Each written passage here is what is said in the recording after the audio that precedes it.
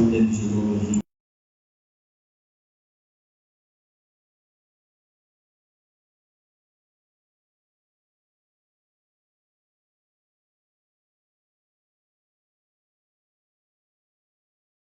masjid, ayah, ibu, tuan, dan muslim kita sekalian. Pertama-tama syukur kepada Allah Subhanahu wa taala yang masih lagi memanjangkan umur kita, meminjamkan roh di dalam jasad kita ini, tidak lain dan tidak bukan adalah untuk kita terus beribadah. Mudah-mudahan Allah masukkan kita ke dalam syurga. Amin ya rabbal alamin. Keduanya salawat dan salam atas Nabi besar Muhammad sallallahu alaihi wasallam. Pertama tu tuan, saya minta maaf lambat sikit. Saya setiap hari Selasa ni saya betulkan dari hati lambat datang, kena pergi cepat. So begitu keadaan, ada ruang sikit ni di sini, insyaAllah. Baik, kita bertemu lagi pada malam ini, tapi tidak adalah spesifik kita yang kita nampak. Mengenai saya fikir Ramadan ni, bulan Ramadan ni hampir sangat yang kita. Bila hampir, kita kena bercakap sikit pasal bulan. Sebab bulan ni bukan bulan yang kecil, dia bulan yang besar. Sehingga kita kena cek balik dalam hidup kita. Kalau umur kita hari 30 tahun, 40 tahun, 50 tahun, 70 tahun, 80 tahun kalau ada, sejauh mana dalam kehidupan 80 tahun kita bertemu dengan Ramadan ini, kita membuat persiapan sebelum masuk. Ataupun kita masuk di bulan Ramadan sama macam kita buat seperti bulan-bulan yang lain. Oh, dah masuk bulan Ramadan, malam tarawih, buka puasa sikit, sahur sikit, ulang balik sampai habis, sehingga kita tak sedar kita telah meninggalkan Ramadan. Apa pun tuan-tuan, saya boleh sebut dekat sini. Kadang-kadang perkara-perkara besar dalam hidup kita, kita boleh rancang awal, sungguh awal. Tapi bulan Ramadan ni kadang-kadang kita ambil fikir dan kita tak bersedia pun nak bertemu lagi lebih kurang seminggu. Saya baca sedikit beberapa riwayat bagaimana Nabi SAW, para sahabat, tabi'in dan juga tabi'in, mereka bersedia, sallallahu alaihi bersedia sebelum bertemu dengan Ramadan. Satu hadis diriwayatkan oleh Aisyah. Aisyah cerita, Aisyah kata, "Wa ma ra'aitu akthara siyaman minhu fi Sya'ban." Aku dapati bahawa Nabi sallallahu alaihi wasallam akan sangat banyak berpuasa pada bulan Sya'ban. Nampak? Ramadan tak masuk, tapi Nabi dah Rejab, Sya'ban, Nabi dah fokus untuk puasa. Itu ready Nabi, persediaan Nabi. Dan Anas bin Malik pernah menceritakan, dia kata apa? Kanu idza dakhala Sya'ban inkabbu ala masaib.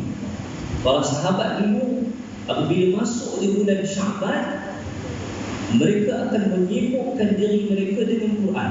Dah ready dah Quran banyak. Dan kita kena cek diri kita.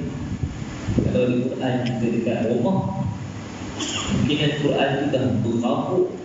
Kalau kita kuih tu, kita boleh masuk dalam kehebuk. Kalau kita punya lama kita tak baca Quran, kena cek balik sejauh mana preparation kita terhadap Quran. Yang mana Ramadan juga antara salah satu mukjizat dia ataupun kelebihan dia, turunnya Quran pada bulan tersebut. Cek, sahabat dah ready dah. Satu tadi yang dia sebut, dia kata, aku tidak menyaksikan para sahabat ini berdoa sebelum datang Ramadan, melainkan 6 bulan lebih awal mereka berdoa untuk bertemu dengan Ramadan. Tuan, kita kalau buat kenduri, saya rasa 6 bulan ke setahun tu kita rancang nak cari, nak pakai baju tema apa, nak pilih kelamin apa, nak pilih catering yang mana satu. Awal sangat kita pilih. Tapi tiba-tiba Ramadan kita buat biasa-biasa. Dan pejam cilik kita sedar kita baru, kalau saya rasa macam baru je beli baju raya. Tiba-tiba nak beli baju raya balik lah. Dan sekarang ni orang dah jual pun baju raya ni. Dan ramai dah orang pergi berebut beli baju raya. Ramadan tak masuk lagi ni. Betapa manusia hari ini mereka buat persediaan untuk raya ni lebih daripada membuat persediaan kepada Allah. Jadi hari ini insyaAllah saya nak ingatkan diri saya dan kita semua untuk sama-sama kita rekam balik sejauh mana preparation kita, persediaan kita sebelum masuk bulan yang paling barakah ini, bagi seluruh Syahrul Azim, bulan yang besar, Syahrul Muaz, bulan simpati.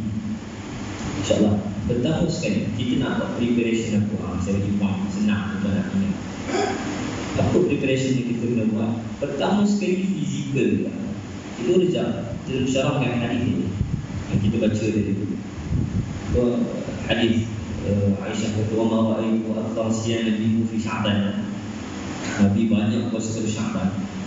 Dan ka'annahu, Aisyah sebut ka'annahu la yuftir. Seolah Nabi tak buka puasa. Kata Nabi sungguh-sungguh puasa pada Sya'ban. Ibnu Rijab sebut Nabi buat macam tu adalah untuk tadrib, untuk latihan, supaya masuk dalam bulan Ramadan tak terkejut. Ramai orang masuk dalam Ramadan hari first dah pingsan, tak larat, pasal dia tak ada latihan. Itu yang pertama, fizikal kita kena buat. Maka kalau rasa lemah, saya berumur 30 tahun nak buat macam ni. Sehabis mungkin kita boleh mampu untuk bila stamina kita nak masuk Ramadan ni, kita buatlah apa yang terbaik. Satu, fizikal. Yang kedua, kita mesti kuatkan kita punya jiwa dan bersihkan jiwa. Tuan-tuan, bulan Ramadan adalah bulan kita nak banyakkan ibadah. Tapi sampai hari ini kita tengok ibadah kita biasa-biasa. Datang masjid sah, balik, kadang-kadang Quran itu pun nak baca. Ayolah, bangun pagi datang masjid sah, balik, solat sunat sikit-sikit, puasa pun tak apa. Jadi kita nak sebut kat sini, kena bersihkan jiwa ni kan. Penting dia bersih jiwa, penting. Pasal apa? Pasal Nabi sebut dalam satu hadis. Nabi kata,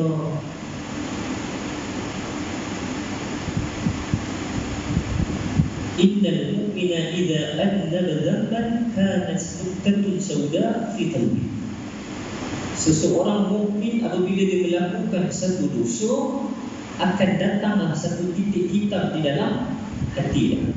Kalau dia bertaubat, maka bersih titik hitam. Al-'adah, kalau dia ulang balik sebelum dia bertaubat, maka titik hitam itu akan bertambah sehingga gelaplah hati dia. Dan titik hitam ini, tuan-tuan, akan menyebabkan kita rasa malas di dalam beribadah.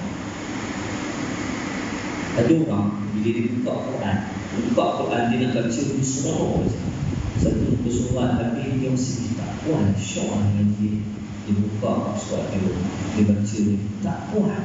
Buka surat ketiga, tak puas. Sehinggalah dia tak sedar bahawa dia telah membaca setengah juzuk. Ada orang. Tapi ada orang, dia tengok Quran, dia nak buka pun dia rasa berat. Tuan-tuan, dia bukan jahat sangat. Kalau tanya orang, semua orang nak jadi baik dan semua orang sukakan kebaikan. Tapi macam mana malas dia datang? Malas dia boleh datang disebabkan apa?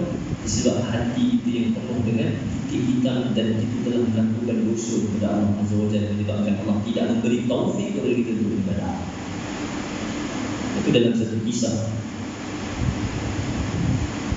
Al-Imam Hasan al-Basri. Ada seorang lelaki tanya kepada dia, "Ya Abu Sa'ad, balik tadi aku nak, aku dah berazam untuk aku bangun qiyamul,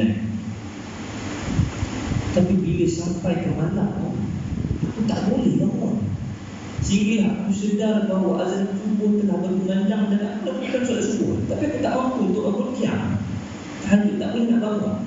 Dia tanya kepada Abu Hasan al-Ash'ari, Abu Hasan al-Basri. Kemudian apa jawab Hasan al-Basri? Dia jawab, "Qayyadatka dhunub." Dosa-dosa kau telah mengikat kau supaya kau tak bangun. Kita ada lagi beberapa hari termasuk Ramadan, yang Ramadan adalah lubuk pahala untuk kita beramal ibadah. Tiba-tiba kita tidak buat persiapan, hati kita gelap dan kita berada di dalam kemalasan beribadah. Masuk dalam bulan Ramadan kita tak prepare, kita still dan masih rasa untuk malas. Rugi datang, rugi. Berapa ramai orang, satu jiwa penting, ujian jiwa penting. Sebab apa? Sebab berapa ramai orang yang dia boleh pergi gym angkat berat beratus kilo, pergi Kelatan Nehru boleh jogging 20 kilometer dalam masa berapa minit saja. Tapi berapa ramai juga orang yang bila azan subuh berkumandang selimut yang dipakai itu pun dia tak larat angkat, hanya beberapa gram saja, tak sampai tidur juga. Sebab tu pesanan dia adalah pertama kuatkan fizikal, tapi bukan setakat fizikal, bersihkan hati kita. Bersihkan hati. Supaya apa? Supaya masuk kita dalam bulan Ramadan dalam keadaan Allah memberi taufik untuk kita melakukan ibadah. Macam mana nak bersihkan hati kita? Paling mudah istighfar. Istighfar macam mana? Astagfirullah. Sama-sama ya Allah. Betul Ustaz cakap, aku memang malas ibadah. Astagfirullahaladzim. Kadang-kadang kita sebut astagfirullah untuk sikapnya, untuk bunyi saja kita pun. Jadi kadang-kadang istighfar kita ni memerlukan istighfar yang lain, disebabkan istighfar yang pertama itu adalah istighfar yang melalai. Dan kita duk kira orang kata astagfirullah, tak ada rintih, tak ada penyesalan tu, tak ada khusyuk tu, tak ada. Allah sebut ud'u rabbakum tadarru'an wa khufyah.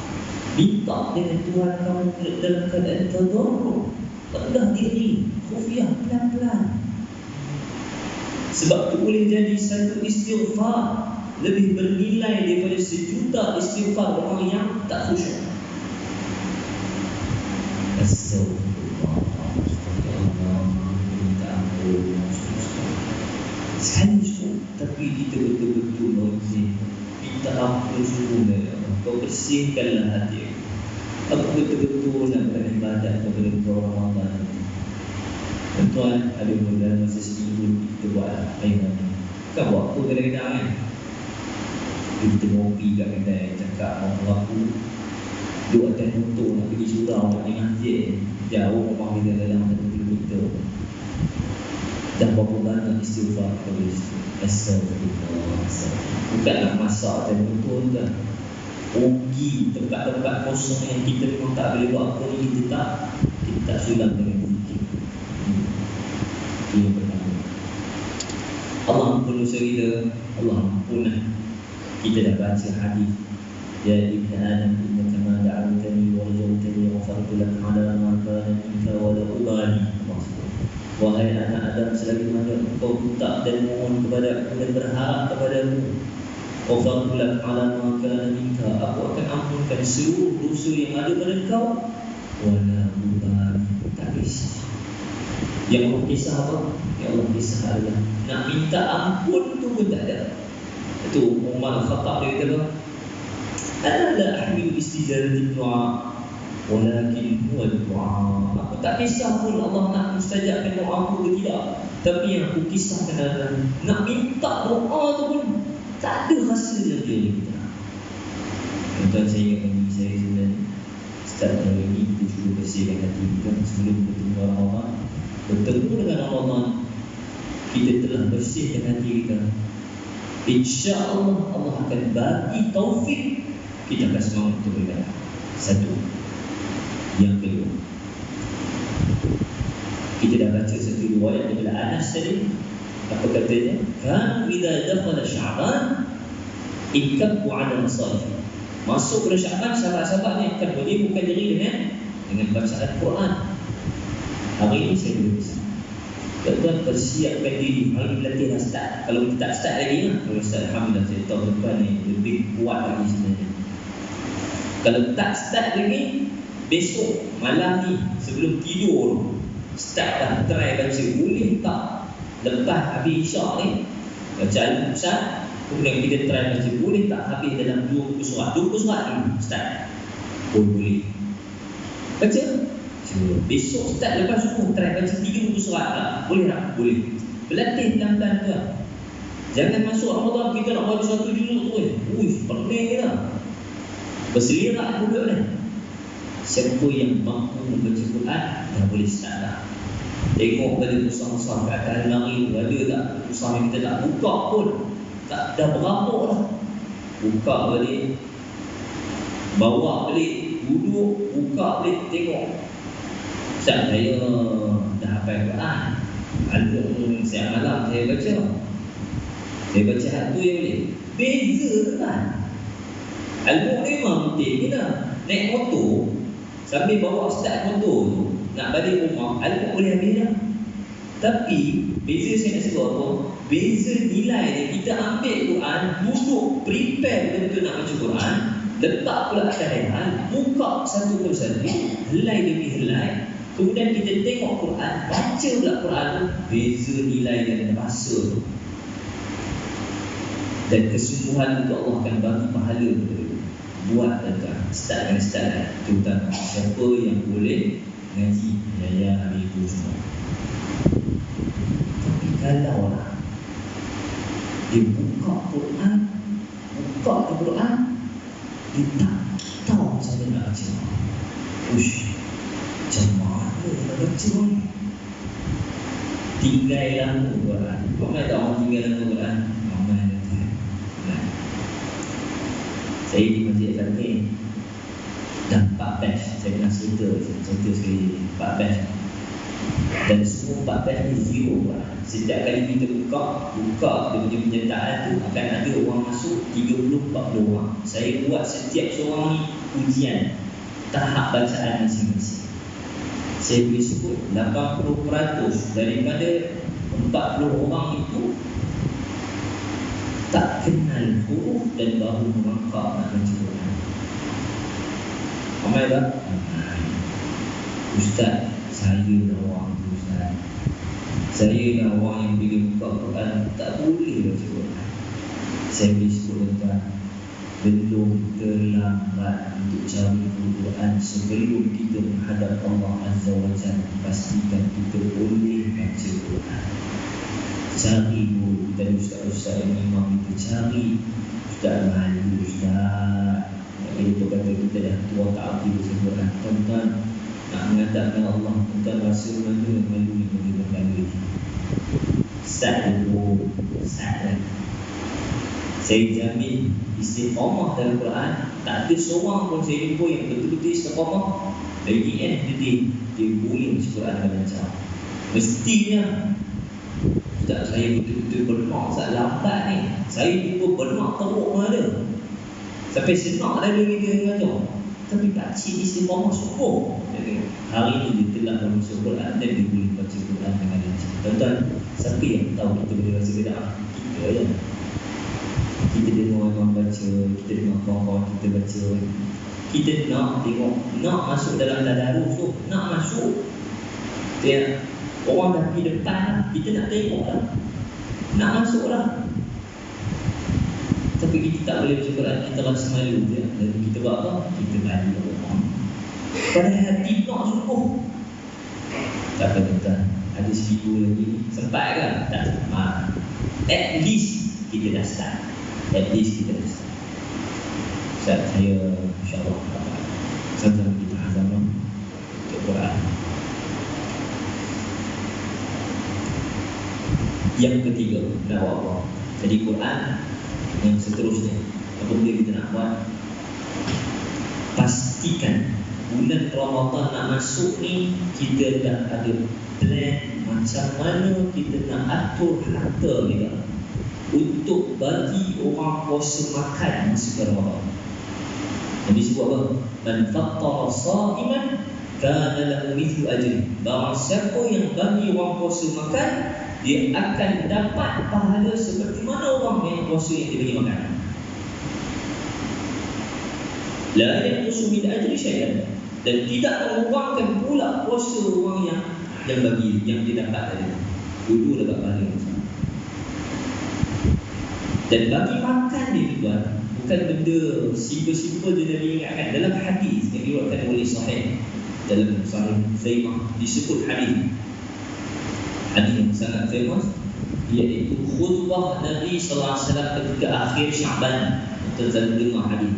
Nabi kata banyak benda, antaranya adalah Nabi kita dalam siapa yang beramal dengan amalan sunat pada bulan Ramadan akan menyertai amalan fardu di dalam bulan itu. Siapa yang buat amalan fardu di dalam bulan Ramadan, maka dia akan digandakan 70 kali ganda sama dengan bulan lain. Panjang hadis itu, tapi yang saya nak bawa adalah Nabi suruh ni tadi ayat ni ataupun hadis itu, siapa yang bagi makan orang buka puasa dia akan dapat pahala sama dengan orang puasa, walaupun dia tak puasa. Mungkin ada ibu-ibu kat belakang uzur anak-anak, ataupun ada perempuan uzur kat belakang, anak perempuan kita uzur. Ada kelebihan tak ahli? Ada. Dia tak boleh puasa, ustaz saya ni uzur tak boleh puasa. Lagi ada kena bagi orang kat orang dapat ahli puasa.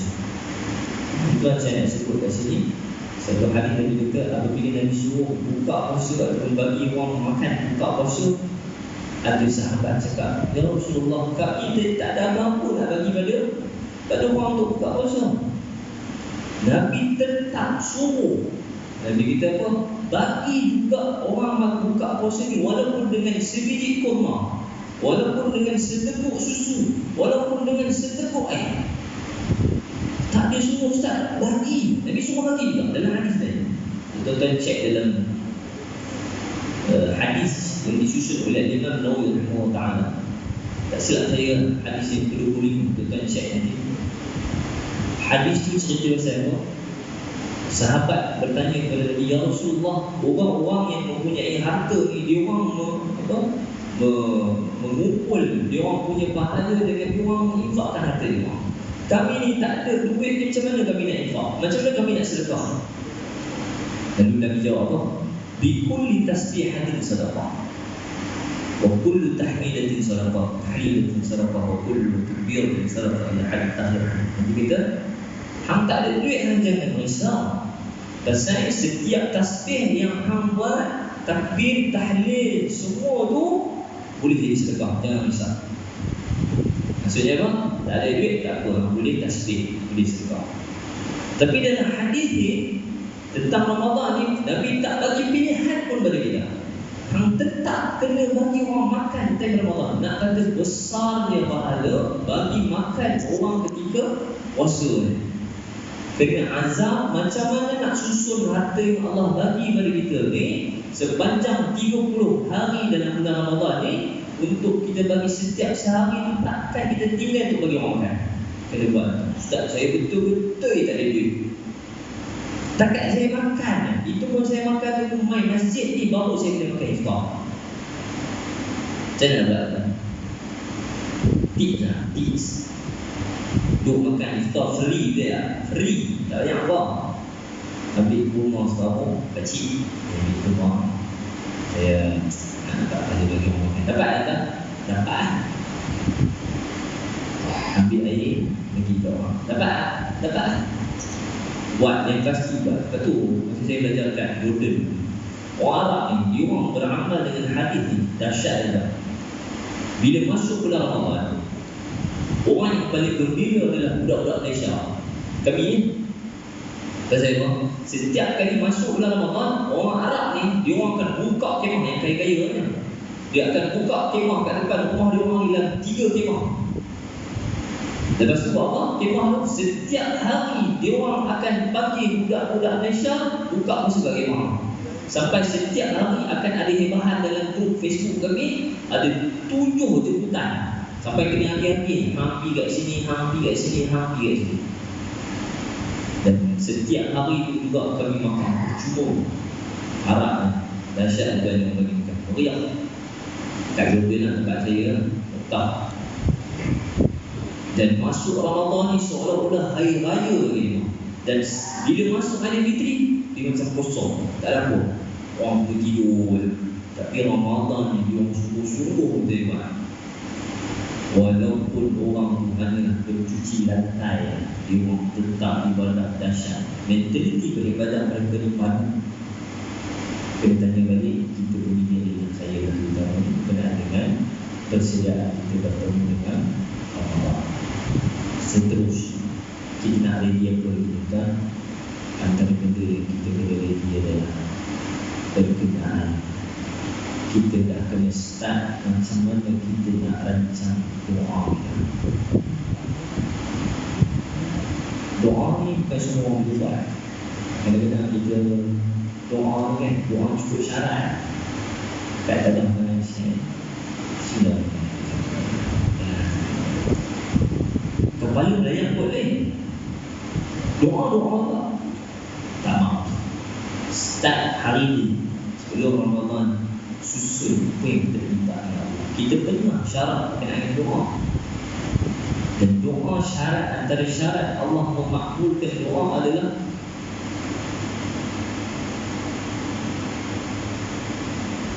Inna Allah SWT. Allah takkan kalau Inna Allah la yastajibu doa min qalbin ghafilin. Sesungguhnya Allah tidak akan mustajabkan doa daripada hati yang lalai. Banyak benda yang kita nak dalam hidup kita, banyak benda, bukan sikit, banyak benda. Tapi kita nak minta dengan Allah ni cincai.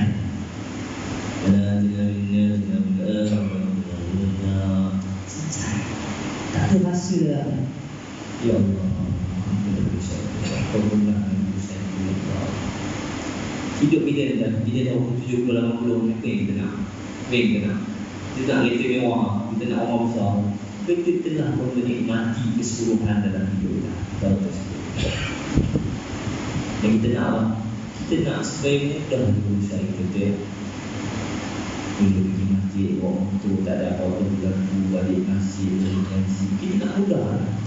Tak berlaku dengan isteri, anak kita menjadi duit ada, boleh sentiasa infak Allah, boleh gembirakan.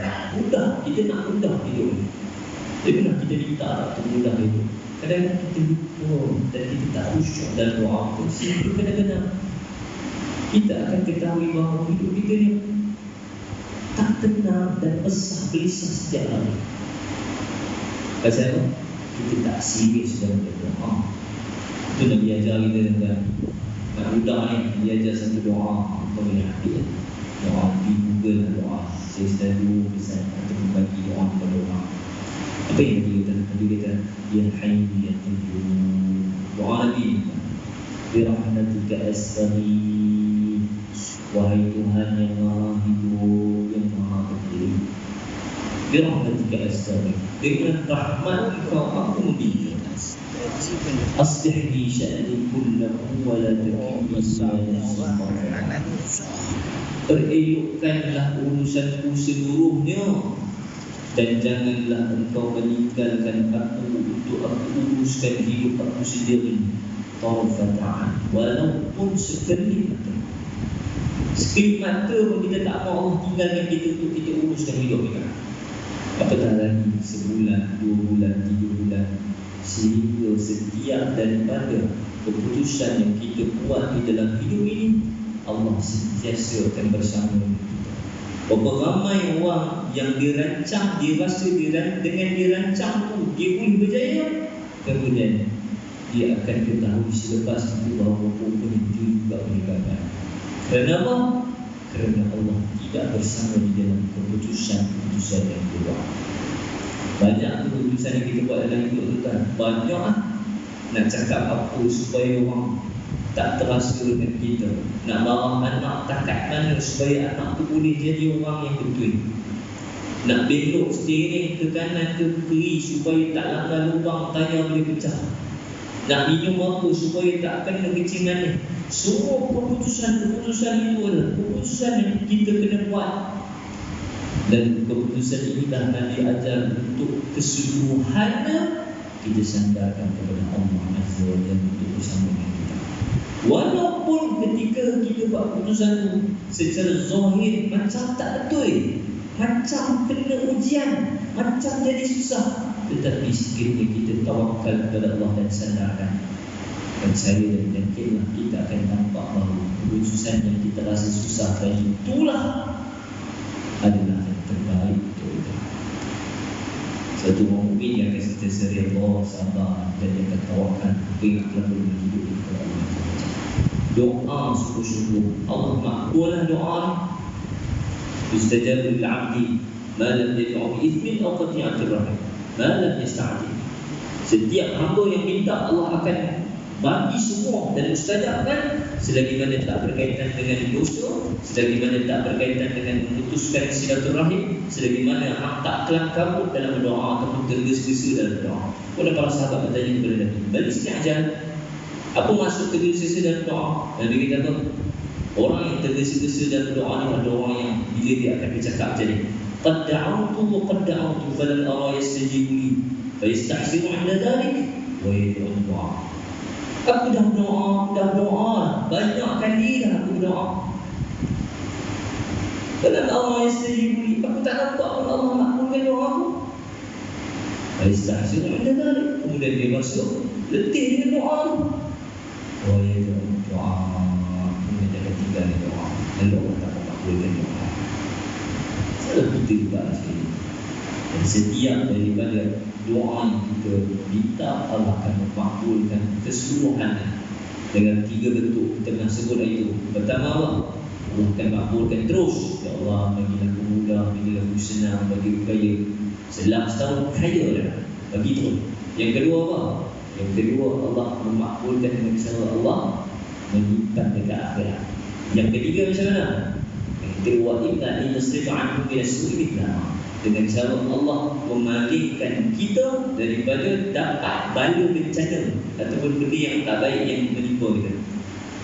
Bawa kereta pak lori kat depan, confirm accident, confirm. Tapi tiba-tiba lori tu elak tak kena dia. Kemungkinan dia adalah jelmaan daripada doa-doa yang kita nak minta jadi kaya tadi. Allah makbulkan dalam bentuk Allah menyelamatkan kita daripada kejahatan. Jangan putus asa dengan doa. Latih hari ini sehinggalah kita masuk Ramadan, kita akan sentiasa kuat pada doa. Last kali saya minit. Yang last sekali adalah kita kena letak matlamat kita. Kalau umur 70 tahun dalam perjuangan, matlamat kita berapa? Ustaz saya dah pencet, tak tahu apa-apa. Kita nak jauh untuk perjalanan kita. Matlamat kita apa? Matlamat kita bukan takat masuk syurga je. Syarat masuk syurga ni satu je, mesti bawa amal lebih banyak daripada dosa. Fa'amma man thaqulat mawazinuhu fahuwa fi 'ishin. Berat kita punya timbangan amalan, masuk juga. Wa amma man khaffat mawazinuhu, siapa yang ringan timbangan amalan dia, rabbana wa fi. Kan? Fokus itu. Dan kita tak boleh lambat dalam ibadah. Bila nak berbanyak amal, kita renung balik, muhasabah balik. Ya Allah, cukup ke kalau aku mati esok ni, agak-agak cukup ke amalan. Tak cukup, kena cukup. Nabi kita apa? Nabi kita dan taqta'a a'dahu lam yusri' bihi nasab. Siapa yang perlahan amal dia, tidak akan dipercepatkan oleh keturunan. Siapa pun tak boleh cepatkan dia punya amal. Hang lambat. Sebab tu salah soleh dulu. Ada seorang nama dia tanya. Nama dia Al-Habib bin Muhammad Farisi. Isteri dia, ni riwayat Sayyidina, isteri dia satu orang kejutkan dia. Satu malam bangun jam 9. Apa dia kata? Dia kata, "Ya Habib, fa inna tariqa ba'id wa zaduna tawil." Dia kata apa? Wahai Habib, bangunlah. Fa inna tariqa ba'id, sesungguhnya perjalanan kita ni jauh lagi. Wa zaduna qalil, bekalan kita ni sikit sekarang. Wa qawatil salihin qad sarat fi aydina, sesungguhnya orang-orang sekumpulan orang-orang saleh telah pun pergi jauh meninggalkan kita terang. Orang nak kalau kita masih lagi duduk kat sini. Boleh tidur ni orang ni. Dan masalah soalan itu, dia orang sangat risau kalau dia orang hilang barang. Kita, saya terutama kita masih relax lagi boleh tidur. Padahal kita betul-betul hubungi Nabi kita bayar Siti Nusantara. Mak aku ni antara 60 atau 70 lah. Salah sedikit orang yang melepasi habis tu, melepasi umur. Cek balik. Allah, umur aku bilang ni umur lah. Tiba-tiba kita malah ni. Itu orang yang saya ingatkan kan, pergi saya nak penjelasan. Tuan saya tahu, saat ini malam, aku tahu. Kerana aku kadang-kadang ingat umur yang lalu dia akan cepat sedar. Jadi saya ingatkan diri saya dan orang-orang muda tu utamanya. Sama-sama lah kita juga melajukan amal ibadah kita supaya kita kot lah. Sebab kita tak boleh nak jangkut bila kita mati. Keluar dari sini naik motor, pak, mati. Dekat lah jemput tu. Dah sekolah tengah mati. Umur 7 tahun. Siapa boleh jangkut? Dah ditakdir kan? Dosa pahala dah ditimbang. Oh dia tak cukup. Itulah cerita dia. Mudah-mudahan saya rasa apa yang kita kongsikan pada hari ini, saya lah terutamanya dapat teramal. Kita juga semua boleh bersedia sebelum masuk Ramadan. Terutamanya amal soleh dan juga bacaan Quran. Kita cuba dudukkan dalam bulan Ramadan. Saya rasa setakat ini dahulu kongsian kita pada hari ini. Salah silap sekali saya menyampaikan, saya maafkan. Untuk ada sebuah hadiah. Assalamualaikum warahmatullahi wabarakatuh. Alhamdulillah.